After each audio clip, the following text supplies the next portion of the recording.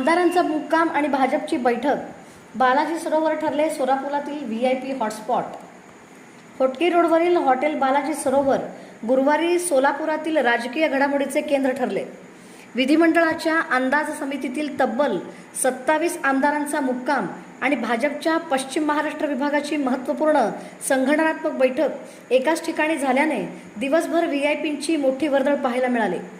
आमदार अर्जुन खोतकर यांच्या अध्यक्षतेखालील अंदाज समिती सोलापूर दौऱ्यावर असून विकास कामांसाठी झालेल्या निधीच्या विनियोगाचा आणि योजनांच्या अंमलबजावणीचा आढावा घेत आहे। त्याचवेळी भाजप प्रदेशाध्यक्ष रवींद्र चव्हाण यांच्या उपस्थितीत पश्चिम महाराष्ट्र विभागाची बैठक पार पडली। बैठकीत SIR पडताळणी, मतदार नोंदणी आणि संघटनात्मक बांधणीवर विशेष भर देण्यात आला।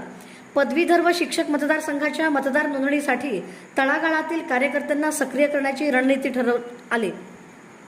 बैठकीला मंत्री चंद्रकांत पाटील, पालकमंत्री जयकुमार गोरे, आमदार गोपीचंद परळकर, सुरेश खाडे, निरंजन डावखरे, खासदार धनंजय महाडिक यांच्यासह पश्चिम महाराष्ट्रातील प्रमुख नेते उपस्थित होते।